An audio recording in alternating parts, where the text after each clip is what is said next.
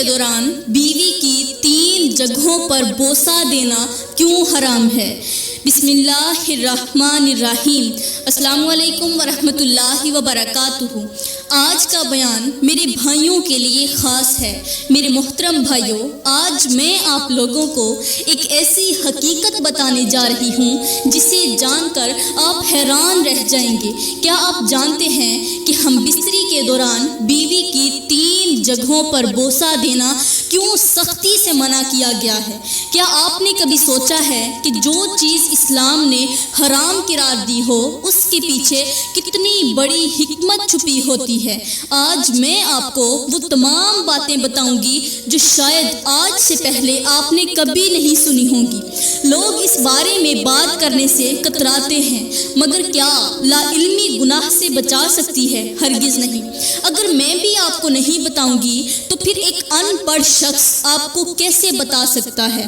کچھ گناہ ایسے ہوتے ہیں جن کا نتیجہ فوری نظر نہیں آتا، مگر جب وقت گزرتا ہے تو انسان کی زندگی میں ایسی مشکلات آتی ہیں کہ وہ خود حیران رہ جاتا ہے، سوچنے پر مجبور ہو جاتا ہے کہ آخر یہ سب کیوں ہو رہا ہے، لیکن اسے وجہ نظر نہیں آتی، وجہ معلوم نہیں ہوتی۔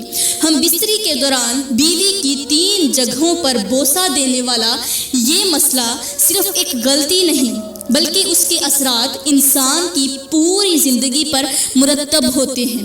آپ سوچ رہے ہوں گے کہ بھلا اس میں کیا برائی ہو سکتی ہے؟ کیا یہ کوئی عام سی بات نہیں؟ مگر یاد رکھیں، ہر وہ چیز جو وقتی خوشی دیتی ہے، لذت دیتی ہے، خوشی دیتی ہے، سکون دیتی ہے، ضروری نہیں کہ وہ جائز بھی ہو۔ کیا آپ جانتے ہیں کہ ان 3 جگہوں پر بوسہ دینا نہ صرف دینی طور پر حرام ہے بلکہ یہ عمل جسمانی، روحانی اور نفسیاتی نقصانات کا بھی باعث بن سکتا ہے؟ پیاری بہنوں، یہاں پر میں آپ لوگوں کو سمجھانے کے لیے نبی کریم صلی اللہ علیہ وآلہ وسلم کا فرمان سناتی ہوں تاکہ آپ کو معلوم ہو جائے کہ حلال اور حرام کے درمیان فرق کرنا کیوں ضروری ہے۔ میرے کریم نبی صلی اللہ علیہ وآلہ وسلم نے فرمایا کہ انسان جب بار بار کسی گناہ کے قریب جاتا ہے تو اس کا دل سیاہ ہو جاتا ہے، یہاں تک کہ وہ اس گناہ کو معمولی سمجھنے لگتا ہے، بالکل ایسے جیسے کوئی شخص ابتدا میں کسی آگ کے قریب کھڑا ہو تو اسے گرمی محسوس ہوتی ہے، مگر جب وہ روز اس آگ کے پاس جانے لگے تو آہستہ آہستہ اس کا بدن اس گرمی کا عادی ہو جاتا ہے اور پھر ایک دن وہ خود اس آگ میں جا کر گر جاتا ہے۔ یہی حال ان لوگوں کا ہوتا ہے جو پہلے حرام سے بچنے کی کوشش کرتے ہیں مگر پھر آہستہ آہستہ اس کے قریب جاتے ہیں اور ایک وقت آتا ہے کہ انہیں اس کی برائی کا احساس ہی نہیں رہتا۔ آج ہم جس دور میں جی رہے ہیں، جس معاشرے میں پروان چڑھ رہے ہیں، وہاں بہت سی چیزیں ایسی ہیں جو گناہ میں شمار ہوتی ہیں مگر معاشرہ انہیں عام سمجھنے لگا ہے، اور جب کوئی ان کے نقصانات کے بارے میں بتاتا ہے تو لوگ ہنسی میں اڑا دیتے ہیں، مگر یاد رکھیں اللہ کے احکام کو نظر انداز کرنا ہمیشہ نقصان کا سبب بنتا ہے، چاہے وہ نقصان فوری نظر آئے یا وقت گزرنے کے بعد۔ میرے محترم بھائیوں، اگر آپ یہ بیان مکمل سننے سے پہلے چھوڑ گئے تو شاید آپ اپنی زندگی کی سب سے اہم حقیقت سے محروم رہ جائیں۔ یہ وہ بات ہے جو آپ کی سوچ بدل سکتی ہے، آپ کی زندگی سنوار سکتی ہے اور شاید آپ کو اس گناہ سے بچا سکتی ہے جو آپ انجانے میں کر رہے ہیں۔ کیا آپ واقعی اتنی بڑی حقیقت جانے بغیر جا سکتے ہیں؟ اس بیان کو سننا چھوڑ سکتے ہیں؟ فیصلہ آپ کے ہاتھ میں ہے۔ اللہ کا فرمان ہے کہ میاں بیوی کا رشتہ دنیا کے خوبصورت ترین رشتوں میں سے ایک ہے جس میں سکون، محبت اور رحمت رکھی گئی ہے۔ میرا اللہ فرماتا ہے جو جوڑے آپس میں محبت اور عزت کے ساتھ رہتے ہیں وہ دنیا میں برکت اور آخرت میں عظیم جزا پاتے ہیں، کیونکہ ازدواجی زندگی، ازدواجی محبت صرف ایک جسمانی تعلق نہیں بلکہ دو روحوں کے ملنے کا نام ہے، جہاں ایک دوسرے کا احترام، خیال اور محبت بنیادی حیثیت رکھتے ہیں۔ میرے میٹھے نبی صلی اللہ علیہ وآلہ وسلم نے فرمایا کہ جب شوہر اپنی بیوی کو محبت بھری نظر سے دیکھے اور بیوی اپنے شوہر کو شفقت سے دیکھے تو اللہ دونوں پر رحمت کی نظر فرماتا ہے، اور جب وہ ایک دوسرے کا ہاتھ تھامتے ہیں تو ان کے گناہ ایسے جھڑ جاتے ہیں جیسے درخت سے سوکھے پتے جھڑتے ہیں۔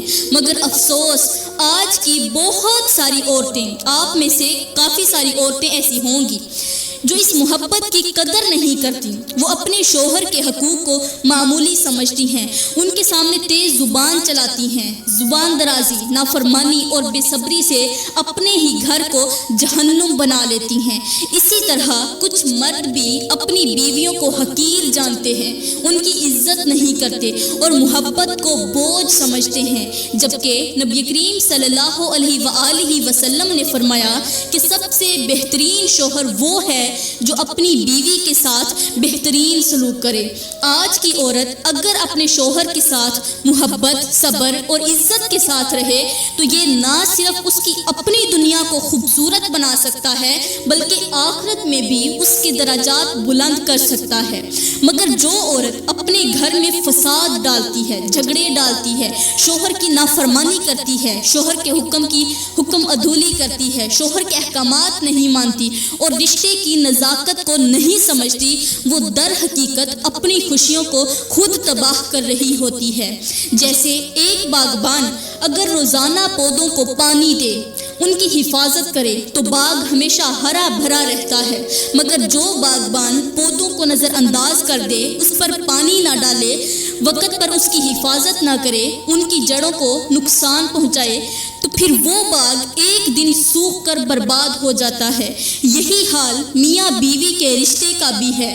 اگر عزت، محبت اور صبر کے پانی سے اسے سینچا جائے تو یہ ہمیشہ مہکتا اور خوشحال رہتا ہے، مگر اگر اس میں تلخی، نافرمانی اور بے قدری شامل ہو جائے تو وہی رشتہ کانٹوں کا جنگل بن جاتا ہے، جہاں نہ سکون رہتا ہے اور نہ ہی خوشبو۔ یہاں پر میں میاں بیوی کے حقوق کی بات کروں گی، وہ حقوق جو ہر کسی کی نظروں سے چھپا کر دیے جاتے ہیں، وہ مزہ جو ایک بند کمرے میں پروان چڑھتا ہے، جہاں ایک بیوی اپنے شوہر کو سکون دیتی ہے، مزہ دیتی ہے، لطف دیتی ہے، اسے سکون دیتی ہے، وہ لمحے جنہیں حاصل کرنے کے بعد شوہر کسی بھی غیر عورت کی طرف نظر اٹھا کر نہیں دیکھتا۔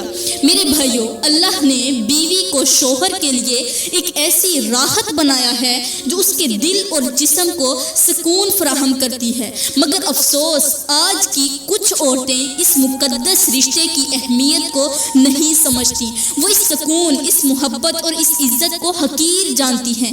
وہ سوچتی ہیں کہ شاید باہر کی دنیا میں انہیں زیادہ خوشیاں ملیں گی، مگر حقیقت یہ ہے کہ جو عورت اپنے شوہر کے ہوتے ہوئے غیر مردوں کے پاس جاتی ہے، اپنی خواہشات ان کے ساتھ پوری کرتی ہے، وہ نہ صرف اپنے شوہر کی عزت کو رونجتی ہے بلکہ اپنے رب کے غضب کو بھی دعوت دیتی ہے۔ پیاری بہنوں، یہ دنیا فانی ہے، یہ حسن، یہ جوانی، یہ شہرت سب کچھ ختم ہو جائے گا، مگر جو عورت اپنی عزت کی حفاظت کرتی ہے، خود کو پردے میں محفوظ کر کے رکھتی ہے، اپنے شوہر کو اپنا سب کچھ مانتی ہے، اللہ اس کے لیے جنت میں ایسی نعمتیں تیار رکھتا ہے جن کا تصور بھی کرنا ممکن نہیں۔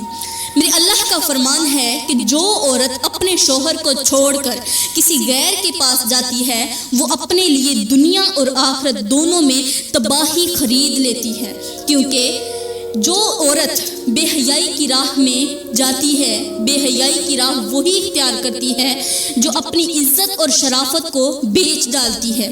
میرے کریم نبی صلی اللہ علیہ وآلہ وسلم نے فرمایا کہ وہ عورت جو اپنے شوہر کی نافرمانی کرتی ہے، اس کے ہوتے ہوئے بھی کسی اور کے ساتھ ناجائز تعلق قائم کرتی ہے، اللہ اس پر لعنت فرماتا ہے، اور ایسی عورت کی عبادات بھی قبول نہیں ہوتی جب تک وہ سچی توبہ نہ کرے۔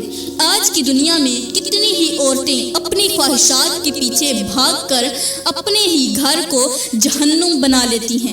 وہ سوچتی ہیں کہ شاید ایک مرد ان کی ہر خواہش پوری نہیں کر سکتا، مگر حقیقت یہ ہے کہ جو عورت صبر اور شکر کے ساتھ اپنے شوہر کے ساتھ نبھاتی ہے، اللہ اس کے لیے دنیا اور آخرت دونوں میں برکتوں کے دروازے کھول دیتا ہے۔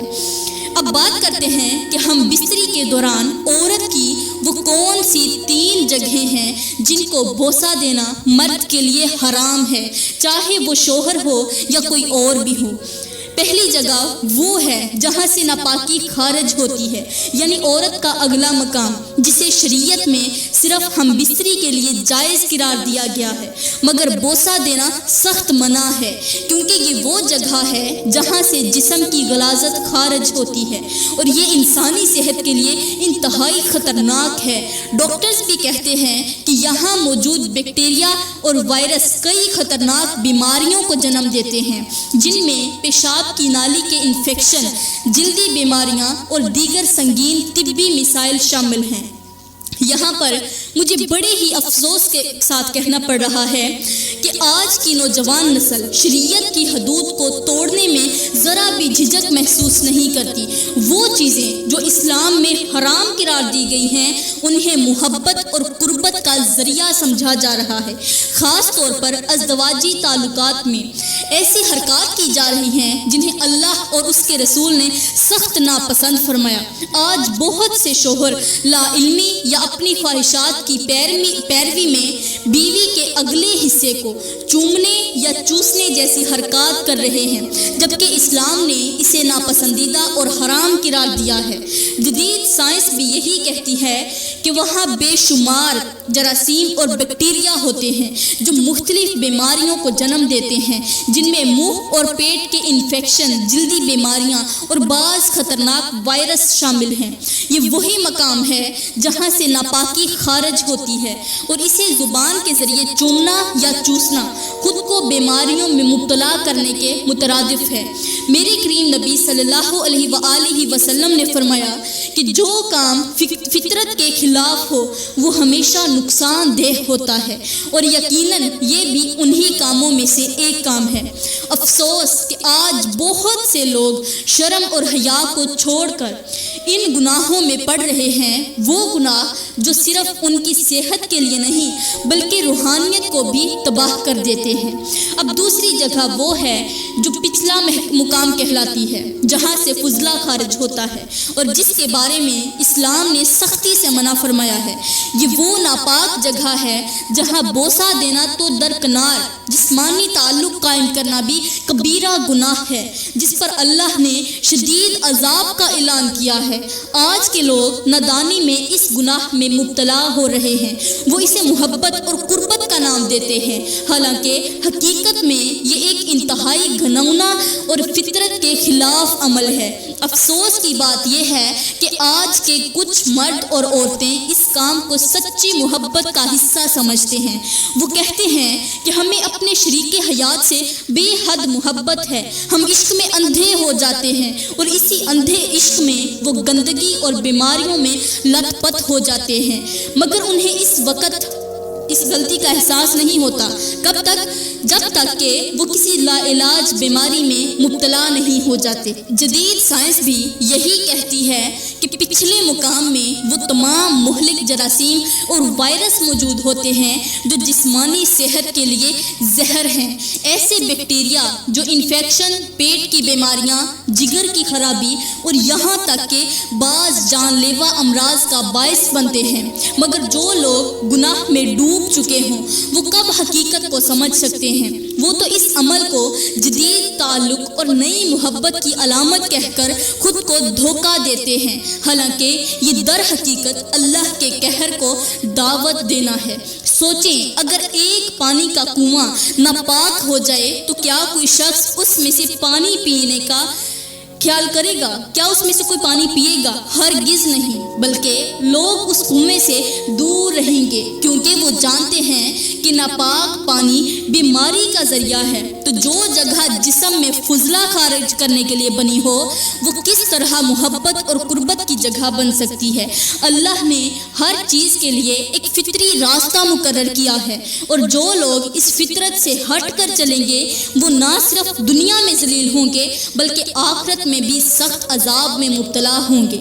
اب تیسری جگہ وہ ہے جو حیض کے دوران ناپاکی کی حالت میں ہوتی ہے، یعنی عورت کے ایام مخصوصہ کے دوران اس کا مخصوص حصہ جسے اللہ نے ان دنوں میں ناپاک قرار دیا، اور فرمایا کہ اس وقت کے دوران عورت سے جسمانی تعلق کرنا منع ہے، اور نبی نے بھی فرمایا کہ ان دنوں میں نہ صرف جسمانی تعلق حرام ہے بلکہ اس مقام کو بوسہ لینا بھی ناپاکی میں مبتلا کر دیتا ہے، کیونکہ حیض کے دوران عورت کے جسم میں کئی ایسے جراثیم ہوتے ہیں جو شوہر کو نقصان پہنچا سکتے ہیں۔ مثال کے طور پر اگر کسی کو خالص شہد کا ایک برتن دیا جائے مگر اسے گندے ہاتھوں سے چھو کر ناپاک کر دیا جائے تو کیا وہ شہد کھانے کے قابل رہے گا؟ ہرگز نہیں۔ یہی معاملہ ان 3 جگہوں کا ہے جنہیں اللہ نے خاص مقصد کے لیے بنایا ہے، تو یہی نعمتیں زحمت اور بیماریوں میں بدل جاتی ہیں۔ یہاں پر مجھے انتہائی افسوس کے ساتھ کہنا پڑ رہا ہے کہ آج کے نوجوان جس گندگی میں لت پت ہو چکے ہیں اس کی مثال تاریخ میں کم ہی ملتی ہے۔ یہ وہ لڑکے ہیں جو غیر شادی شدہ ہونے کے باوجود اپنی ناجائز خواہشات کی تکمیل کے لیے ایسے گناہوں میں پڑ چکے ہیں جن کا انجام سوائے تباہی کے کچھ نہیں۔ یہ وہ لڑکے ہیں جو دوستوں کے نام پر، محبت کے نام پر، تعلقات کے نام پر حرام کام کر رہے ہیں، اور وہ اس حد تک اندھے ہو چکے ہیں کہ انہیں یہ بھی پرواہ نہیں کہ جس لڑکی کے ساتھ وہ یہ سب کچھ کر رہے ہیں وہ پاک ہے یا ناپاک، وہ ایام میں ہے یا نہیں۔ انہیں بس اپنی خواہش پوری کرنے کی جلدی ہوتی ہے۔ یہ نہ صرف زنا کر رہے ہیں بلکہ ناپاکی کی حالت میں بھی اس لڑکی کے جسم سے کھیل رہے ہیں جو سراسر اللہ تعالیٰ کی نافرمانی ہے۔ یہ وہ لوگ ہیں جو گناہ کبیرہ میں مبتلا ہیں جن پر اللہ کا قہر نازل ہو سکتا ہے مگر انہیں اس کا اندازہ نہیں ہوتا، اور جب انہیں پتہ چلتا ہے تب بہت دیر ہو چکی ہوتی ہے۔ یہ وہ نوجوان ہیں جو موت سے پہلے ہی مر جاتے ہیں، مختلف بیماریوں میں مبتلا ہو جاتے ہیں، ایسے لا علاج امراض کا شکار ہو جاتے ہیں جن سے وہ سسک سسک کر مرتے ہیں مگر توبہ کرنے کی بجائے مزید گناہ میں ڈوبتے چلے جاتے ہیں۔ جب ان کی حقیقت سامنے آتی ہے، جب ان کے جسموں پر زنا کی بیماریوں کے زخم نظر آتے ہیں، جب وہ ہسپتال کے بستر پر موت کا انتظار کر رہے ہوتے ہیں تو ان کے عزیز و اقارب چیخ چیخ کر روتے ہیں۔ ان کے ماں باپ اپنی قسمت کو کوستے ہیں کہ کاش انہوں نے اپنے بچے کو حلال اور حرام کی تمیز سکھائی ہوتی، مگر اس وقت پچھتاوے کے سوا کچھ بھی باقی نہیں رہتا۔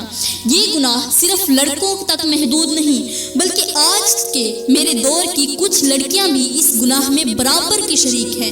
یہ وہ لڑکیاں ہیں جو غیر محرم لڑکوں کو اپنے پاس بلاتی ہیں، انہیں اپنی ہوس کا نشانہ بناتی ہیں، انہیں زبردستی گناہ میں مبتلا کرتی ہیں اور خود کو اس فتنے میں ڈال دیتی ہیں جس کا انجام سوائے ذلت کے کچھ نہیں۔ ایسی لڑکیوں کے لیے دنیا میں رسوائی اور آخرت میں شدید عذاب ہے۔ میرے کریم نبی نے معراج کی رات ایسے لوگوں کو دیکھا جو زنا میں مبتلا تھے، انہیں کیسے عذاب دیا جا رہا تھا، ان کے جسم جل رہے تھے، ان کے چہرے مسخ ہو چکے تھے، ان کی شرمگاہوں سے آگ نکل رہی تھی اور وہ چیخ رہے تھے مگر کوئی ان کی مدد کرنے والا نہیں تھا۔ اور یہی انجام ان لوگوں کا ہے جو آج زنا کو فیشن بنا چکے ہیں، جو ناپاکی میں بھی اپنی ہوس پوری کر رہے ہیں، جو ان حدود کو توڑ رہے ہیں جو اللہ نے مقرر کی ہیں۔